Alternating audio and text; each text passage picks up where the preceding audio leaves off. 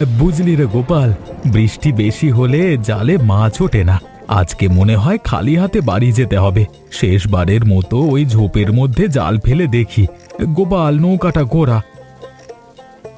এই তো, এখানে থাক। হ্যাঁ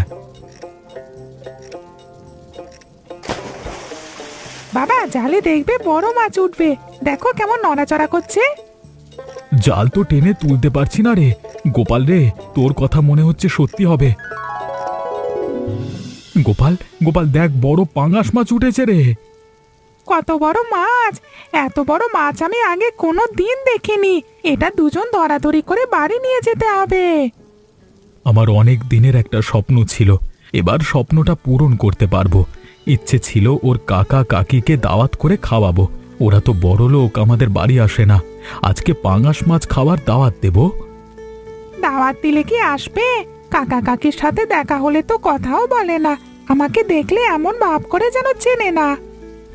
এভাবে বলতে হয় না বাবা, রতন আমার নিজের ভাই। অল্প বয়সে অনেক টাকা পয়সা হয়ে গেছে, তো একটু অন্যরকম হয়ে গেছে। তাই জীবন সম্পর্কে যখন ভালো ধারণা হবে তখন ঠিক হয়ে যাবে। তাহলে কি আমার যখন টাকা পয়সা হবে তখনও কি আমি রতন কাকার মতো হয়ে যাব? দেখো কাণ্ড, তুই কেন অমন হবি? তুই সব সময় ভালো ছেলে হয়ে থাকবি। আজকের পর থেকে দেখবি তোর কাকা কাকি ঠিক হয়ে যাবে। ঠিক হলেই তো ভালো। আমার তো খুব ইচ্ছে করে কাকাদের বাড়ি যেতে, কিন্তু ভয়ে যেতে পারি না। এখন থাক এসব কথা, আমার মাছটাকে বাড়ি নিয়ে যাই আমরা, চল। দুপুর গড়িয়ে বিকাল হতে গেল, কিন্তু রতন আর ওর বউ তো এখনো এলো না। ওরা না আসলে যে সব খাবার নষ্ট হয়ে যাবে। ওগো, শুনছো? এদিকে একবার এসো। ওরা আসছে না দেখে আমি ওদের বাড়ি ডাকতে গেছিলাম। গিয়ে দেখি ঘরে তালা দেওয়া, ওরা বাড়ি নেই। তোমাকে বারবার বলেছিলাম দাওয়াত দেওয়ার দরকার নেই, তুমি তো আমার কোনো কথা শুনলে না। এতগুলো খাবার এবার নষ্ট হবে। একটা কাজ করি, সব খাবার আশেপাশের লোকেদের দিয়ে দিই, ওরা খেয়ে খুশি হবে। এত বড় পাঙ্গাস মাছ সকালে বাজারে নিয়ে গেলে ভালো দামে বিক্রি হতো, এখন তো সব গেল। আমি জানতাম তোমার বড়লোক ভাই পাঙ্গাস মাছের দাওয়াত খেতে এখানে আসবে না। ভাইটা আমার পাঙাশ মাছ খেতে খুবই পছন্দ করত। ভেবেছিলাম আমি দাওয়াত দিলে ও না এসে পারবে না। তোমার কথা শুনে আমার সত্যি অনেক হাসি পেল। 5 বছর হলো আমাদের সাথে ওদের কোনো যোগাযোগ নেই।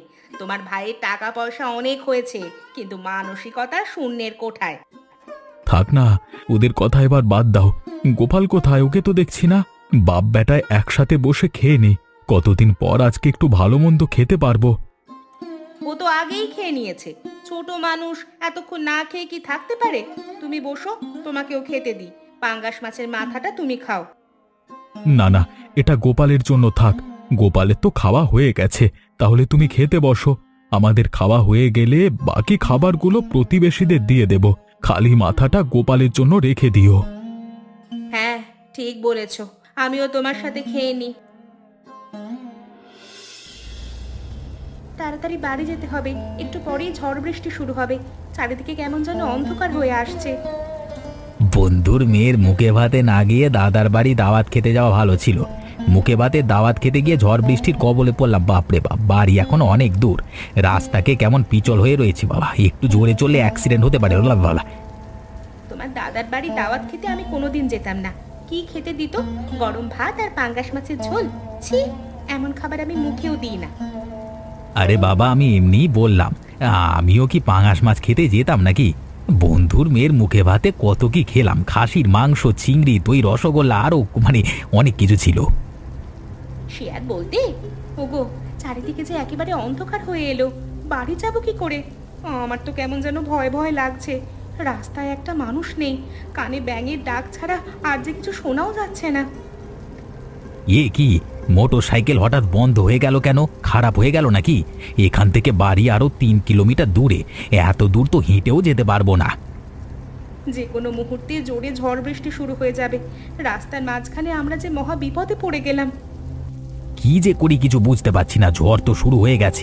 এখানে দাঁড়িয়ে থাকাটা নিরাপদ মনে হচ্ছে না। মোটর সাইকেলটা এখানে রেখে দেখি আশেপাশে কোনো বাড়ি আছে কিনা।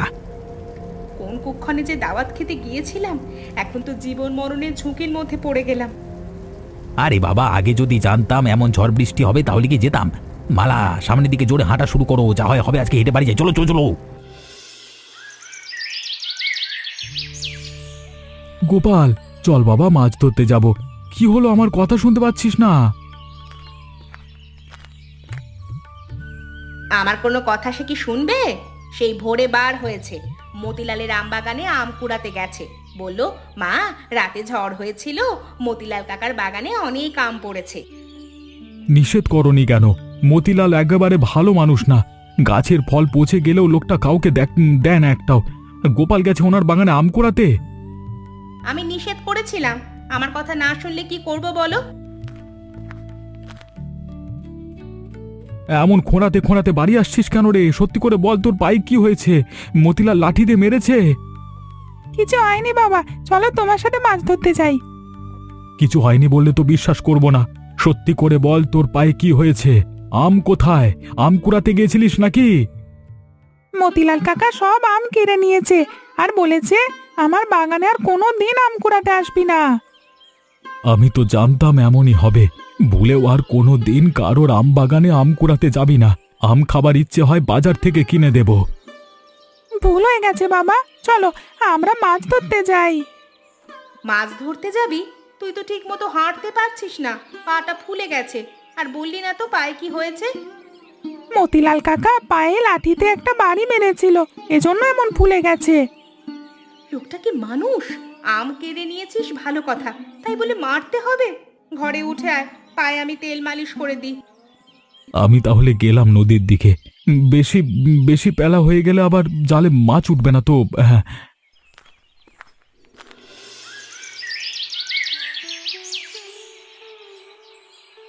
এই শুনছো?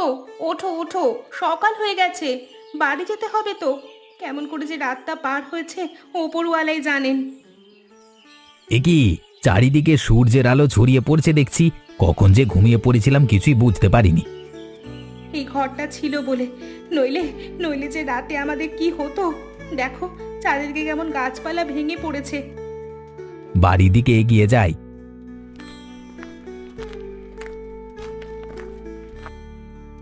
আমার মোটর সাইকেলটা এখানে রেখেছিলাম, মনে হয় চুরি হয়ে গেছে। ঝড় বৃষ্টির রাতেও মানুষ চুরি করে? ওদের কি ভয় ডর কিচ্ছু নেই? আমাদের হেঁটে যেতে হবে, নইলে আজও বাড়ি যাওয়া হবে না। একটা গাড়িও দেখছি না, হাঁটা ছাড়ার কোনো উপায় নেই।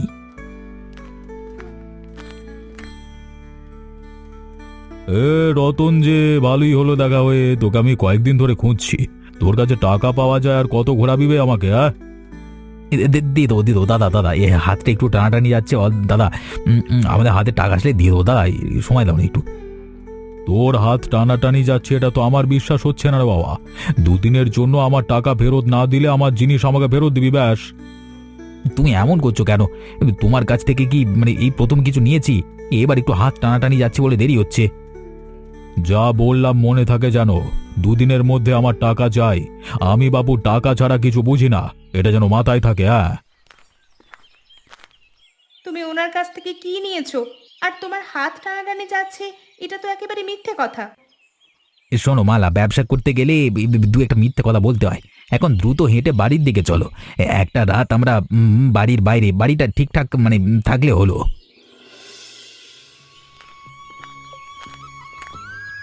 নীলু, তুই? কতদিন পর তোকে দেখছি। তুই একা এলি কেন? তোর বরকেও সাথে করে নিয়ে আসতে পারতিস তো।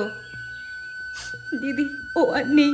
5 দিন আগে নদীতে মাছ ধরতে গিয়ে জলে ডুবে মারা গেছে। শ্বশুরবাড়ির লোকজন আমাকে অপয়া বলে তাড়িয়ে দিয়েছে। আমার কোথাও যাওয়ার আর জায়গা নেই, তাই তোর এখানে এসেছি। আমাকে তুই কিছুদিন থাকতে দিবি?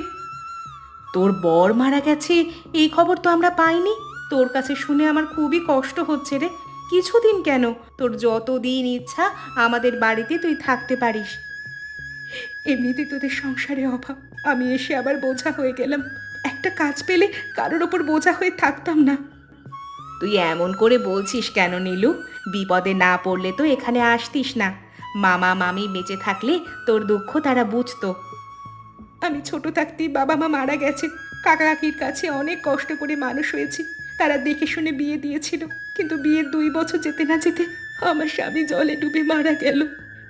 তুই দুঃখ করিস না নীলু, আমাদের এখানে তোর কোনো অসুবিধা হবে না। তোর জামাইবাবু অনেক ভালো মানুষ। গোপাল, জামাইবাবু কোথায়? ওদের তো দেখছি না। আর বলিস না, সেই সকালে বাড়ি থেকে বার হয়েছে, এখনো খবর নেই। সকালে জাল নিয়ে বাপ বেটা মাছ ধরতে যায়, তারপর মাছ বিক্রি করে বাড়ি আসে। আজকে বিকেল হয়ে গেল, এখনো আসেনি। ও মা, মাছ বিক্রি করতে এত সময় লাগে নাকি? এখন তো বিকাল, একটু পরে সন্ধ্যা হয়ে যাবে। মাঝে মাঝে এমন একটু দেরি হয়, ঠিক সময় মতো আসবে রে। যাকগে, তুই ঘরে চল, তোর মুখ থেকে মনে হচ্ছে সারাদিন কিছুই খাসনি। আচ্ছা চলো। দেখলি তো গোপাল, অনেকদিন পর আজকে ভালো মাছ পেয়েছি। বাজারে সব মাছ ভালো দামে বিক্রি হলো। এভাবে যদি প্রতিদিন মাছ বিক্রি করতে পারি তাহলে আমাদের সংসারের কষ্ট অনেকটা কমে যাবে। হ্যাঁ বাবা, আজ তো অনেক টাকায় মাছ বিক্রি হলো। কালকে আমরা নদীর পশ্চিম দিকে জাল ফেলবো। তুমি তো বলেছিলে ওদিকে নাকি বড় বড় মাছ পাওয়া যায়। ঠিক বলেছিস রে গোপাল, কালকে আমরা পশ্চিম দিকেই যাব। তবে এখন তো অনেক রাত হয়ে গেছে, তোর মা আবার চিন্তা করছে। তাড়াতাড়ি বাড়ি ফিরে চল। হ্যাঁ বাবা, মা তো আমাদের জন্য অপেক্ষা করছে। তবে মা খুশি হবে, এত টাকার মাছ তো আমরা আগে কোনো দিন বিক্রি করতে পারিনি। বাবা, শুনলে ঝোপের ভেতর কেউ যেন নড়াচড়া করছে। কে আছে সেখানে? বের হয়ে আয়। বেশি কথা বলবি না, তোদের কাছে যত টাকা আছে সব বের করে দে আমাকে। দে। বাবা বাবা, লোকটা কে? কে তুমি? আমাদের পথ আটকে দাঁড়িয়েছো কেন? আমি কে সেটা জানবার দরকার নেই। তোদের কাছে অনেক টাকা আছে, সব বার কর বলছি। ভালো ভালো টাকাটা বের করে দে, হাতে তুলে দে। দেখো ভাই, আমরা গরিব মানুষ, সারাদিন কষ্ট করে মাছ ধরে এই টাকাটা পেয়েছি। এই টাকা দিয়ে আমাদের সংসার চলে। বেশি নাটক করবি না, তাড়াতাড়ি টাকা দে, নইলে কিন্তু তোর ছেলেকে আমি ধরে নিয়ে যাবো। ওই সালা। বাবা, আমাকে ছাড়াও, বাবা বাঁচাও। আরে না না না না না না না, আমার ছেলেকে কিছু করো না।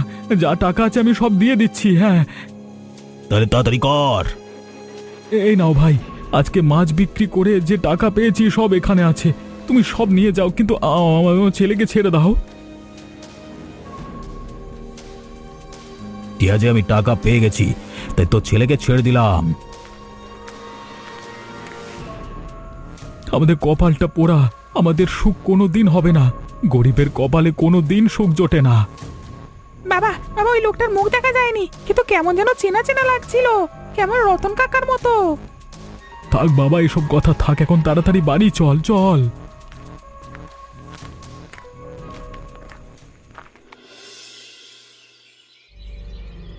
এক রাতের মধ্যে এতগুলো টাকা তুমি কোথায় পেয়েছো? বললে একটু হেঁটে আসি, আর এসে বললে দেখো কত টাকা নিয়ে এসেছি। তুমি কি জাদু জানো নাকি? জাদুই বলতে পারো, জাদু না জানলে কি বড় লোক হওয়া যায়? আর মালা, টাকা আলমারিতে তুলে রাখো, আমি একটু বাজারে যাব। মতিলাল আসতে পারে, এসে টাকা চাইবে, তুমি ওকে টাকা দেবে না। মতিলাল তোমার কাছে কিসের টাকা পায়? ওনার কাছ থেকে তুমি কি নিয়েছিলে? তুমি আজকাল আমাকে অনেক কথাই বলছো না। তুমি এত প্রশ্ন করো কেন বলো তো? আর তোমাকে আমি রাজরানী করে রেখেছি, এটা বড় কথা। টাকা কোথায় পায় বা কোত্থেকে আসে সেটা তোমার জানবার প্রয়োজন নেই। যথেষ্ট। আমি জানতে চাইলাম মতিলাল তোমার কাছে টাকা পায় কেন, আর তুমি ঘুরিয়ে অন্যদিকে নিয়ে যাচ্ছ। রতন, বাড়ি আছিস? আমার টাকা দেওয়ার কথা ছিল, বাইরে বেরিয়ে আয়। দুদিন সময় দাও দাদা। দাদা, আমি সত্যি তোমার টাকা জোর করতে পারিনি দাদা। তোকে আমি আর কোনো সময় দিতে পারবো না। কম টাকা হলে একটা কথা ছিল, তুই যদি টাকা দিতে না পারিস তোর বাড়ি আমি দখল করব। আমাকে তো তুই চিনিস না। এটা তো অবিচার হয়ে যাবে। আমি তো বলছি তোমার টাকা দুদিনের মধ্যে দিয়ে দেব। আজকে রাতটা সময় দিলাম, কালকে সকালে এসে যদি টাকা না পাই লোকজন ডেকে এনে উত্তম মধ্যম দেবো শালাকে। গোপাল, আমার একটা কাজের দরকার, একটা কাজ পেলে টাকা রোজগার করতে পারতাম। মাসি, তুমি রোজ আমাদের সাথে মাছ বিক্রি করতে যেতে পারো। ও মাসি, তুমি আমাদের সাথে মাছ বিক্রি করতে যাবে? ওই লোকটাকে চেনা চেনা লাগছে। গোপাল, লোকটার সাথে কথা বলা দরকার। লোকটা একটা বাটপার। মাসি, উনি তো আমাদের কাকা। কাকা আমাদের সাথে কথা বলে না। কাকার অনেক টাকা, তাই আমাদের মানুষ বলে মনে করে না। তোর কাকা? এই যে শুনছেন?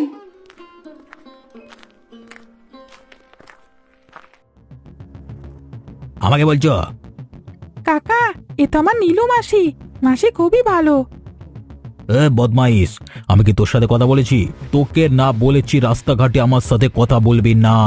ময়লা জামা কাপড় পরে ঘুরে বেড়াস, তোকে দেখলে আমার বমি আসে। আপনি গোপালের সাথে এমন করে কথা বলছেন কেন? ছোট বাচ্চা একটা ছেলের সাথে কেউ এমন করে কথা বলে? আপনি দেখছি মানুষ নয়, আর কোনোদিন ওর সাথে এমন ব্যবহার করবেন না। আমার সাথে এমন করে কথা বলে তুমি কে? বেয়াদব মেয়ে কোথাকার। বেয়াদব আমি নয়, আপনি। আপনি পাড়ায় পাড়ায় নকল গয়না, সোনার গয়না বলে বিক্রি করেন। আপনাকে আমি পুলিশে দিব। আমার বিয়ের পর আপনার কাছ থেকে একটা নাক ফুল কিনেছিলাম, সেটা 2 দিন পর রং উঠে নষ্ট হয়ে যায়। আপনাকে আমি পুলিশে দিব। ফালতু কথা বলবা যায় পাচ্ছ না, তাই না? এই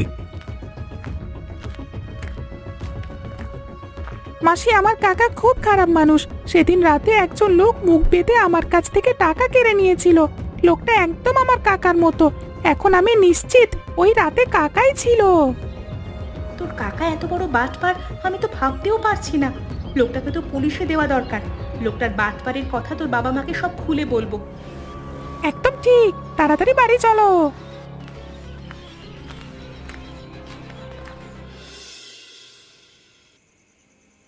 আজ সারাদিন মাথার মধ্যে একটা কথাই ঘুরছে, ভাবতেই পারছি না মানুষ এতটা বদলে যেতে পারে। তোমার নিজের ভাই এতটা অধঃপতনে নেমে গেছে, এটা ভাবলে আমার কেমন যেন হচ্ছে। তুমি ঠিকই বলেছ কমলা। রতন এমন ছিল না। আমরা দুজন একসাথে নদীতে মাছ ধরতে যেতাম, এক থালায় ভাত খেতাম। তখন তো আমাদের মধ্যে কোনো ভেদাভেদ ছিল না, কিন্তু টাকা মানুষকে কেমন বদলে দেয়। শুধু বদলাতেই তো হতো। এখন তো শুনছি মানুষ ঠকিয়ে টাকা কামাচ্ছে, নকল গহনা বিক্রি করছে, মানুষের কাছ থেকে টাকা নিয়ে ফেরত দেয় না। এসব শুনে খুব লজ্জা লাগে। গোপাল কি বলে জানো? সে বলছিল সেদিন রাতে যে লোকটা আমাদের কাছ থেকে টাকা ছিনিয়ে নিয়েছিল সে নাকি রতনের মতোই ছিল। গোপাল ছোট ছেলে হলেও মিথ্যা কথা বলে না। ও যদি বলে লোকটা রতনের মতো ছিল, তাহলে রতনই ছিল। আমি তো ভাবতেই পারছি না নিজের ভাইয়ের কাছ থেকে কেউ এমন ভাবে টাকা ছিনিয়ে নিতে পারে। আমার মন সেটা মানতে চাইছে না, কিন্তু আবার মনে হচ্ছে এখন রতন এমন কাজ করতেও পারে। টাকা আর লোভ মানুষকে অন্ধ করে দেয়। একদিন সে তার ভুল বুঝতে পারবে। রতনকে এই সব অপরাধমূলক কাজ থেকে সরিয়ে নিয়ে আসতে হবে, নইলে ও আরো বড় অপরাধী হয়ে যাবে। একবার জেলে গেলে আরো ছাড়া পাবে না। আমি চাই না আমার ভাই জেলে যাক, যতই খারাপ হোক। সে তো আমার নিজের রক্ত। আমি শুধু চাই সে নিজের ভুলটা বুঝতে পারুক। যদি একবার বুঝতে পারে তাহলে হয়তো আবার আগের মতো মানুষ হয়ে যাবে। তুমি সব সময় মানুষকে ভালো ভাবো, কিন্তু সব মানুষ তো আর তোমার মতো ভালো নয়। রতনের মতো মানুষকেও তুমি খারাপ বলতে পারছো না। দেখি কালকে সকালে ওর সাথে কথা বলতে হবে। যেভাবেই হোক ওকে এই রাস্তা থেকে বার করে নিয়ে আসতে হবে। শোনো কমলা, এখন এসব কথা থাক। হ্যাঁ, তুমি আলোটা নিভিয়ে দাও, আমি ঘুমাবো, অনেক রাত হয়ে গেছে। আজকে আমার টাকা না দিলে তোকে শেষ করে দেব। ভালো চাস তো এখনই আমার টাকা দিয়ে দে। আরে, আপনি ওকে এমন করে মারছেন কেন? ছেড়ে দিন বলছি। ওকে ছেড়ে দেব? আমার টাকা না দেওয়া অবধি ওকে ছাড়বো না। এখনই আমার লোকজন এসে তোমাদের বার করে দেবে। মতিলাল, তুই আমার ভাইকে এভাবে মারছিস কেন? তুই আমার ছেলের পায়ে লাঠি দিয়ে মেরেছিলিস। তখন আমি তোকে কিছু বলিনি, কিন্তু আজকে আমি তোকে ছাড়বো না। দাদা, তুমি আমাকে বাঁচাও। মতিলাল নাকি আমাকে বাড়ি ছাড়া করে দেবে। মতিলাল একটা শয়তান। আমি শয়তান? তাহলে তুই কি রে? হ্যাঁ, শোন রতন, আমি খারাপ মানুষ হতে পারি, কিন্তু কোনো অবৈধ ব্যবসা করি না। আমার কাছ থেকে তুই 50,000 টাকার পেতলের গহনা কিনেছিলিস। সে গহনা তুই সোনার গহনা বলে বিক্রি করেছিস। তুই আমার কাছ থেকে পেতলের গহনা কিনেছিস, তার প্রমাণ আমি দেব। এবার বল, আমার টাকা দিবি কিনা? মালা আলমারিতে 50,000 টাকা আছে, মতিলাল দাদাকে দিয়ে দাও।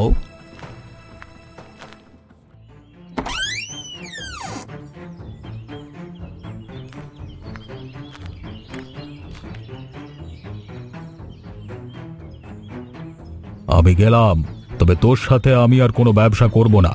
তুই হলে বাটপার।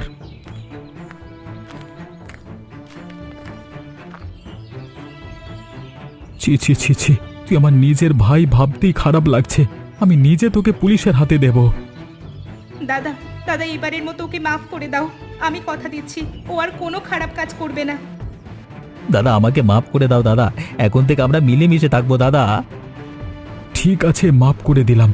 তবে এরপর যদি শুনি তুই অপরাধমূলক কাজে জড়িয়ে পড়েছিস, আমি নিজের হাতে তোকে শাস্তি দেব। সব সমস্যার সমাধান তো হলো, কিন্তু আমাদের নীলুর একটা ব্যবস্থা হলো না। নীলুর জীবনটা কি এইভাবে শেষ হয়ে যাবে? মানুষের জীবনে অনেক সমস্যা আসে, সেগুলো মোকাবিলা করে জীবন কাটাতে হবে। নীলু এখানে থাকবে, আমি ওর জন্য একটা কাজের ব্যবস্থা করেছি। সত্যি বলছো? যে কোনো ধরনের কাজ আমি করতে পারবো। বলো, কবে থেকে কাজে যেতে হবে? অমরেশ বাবুর মুদিখানার দোকানে পণ্য বিক্রি করতে হবে, মাসে 2000 করে টাকা দেবে। কালকে থেকে যেতে হবে। এ তো ভালো কথা। নীলু, তুই কাজটা করতে পারবি না? খুব পারবো। এবার আমি মানসিকভাবে শান্তি পেলাম। এবার নীলুর একটা বিয়ের ব্যবস্থা করতে হবে। ওর বিয়েটা দিতে পারলে সব সমস্যার সমাধান হয়ে যাবে। বিয়ে হলেই কি সমস্যা সমাধান হয়ে যায়? অনেক সময় সমস্যা আরও বেড়ে যায়। নীলুর বিয়ে আমি দেব, তবে দেখে শুনে ভালো একটা ছেলের সাথে। বিয়ে আলোচনা তোমরা বাদ দাও। লজ্জা পেয়েছে। সে যাকগে। আজকে যে তুমি মাছ ধরতে গেলে না। মাছ আজকে কিনবো, বড় একটা পাঙাশ মাছ কিনে নিয়ে আসবো। আজকে রাতে রতন আর মালা আমাদের বাড়িতে খাবে, ওদের আমি দাওয়াত করেছি। আজকে আবার খেতে আসবে তো? আজ আর ভুল করব না। বলো তো বন্ধুরা, হরিদাসের ছেলের নাম কি ছিল?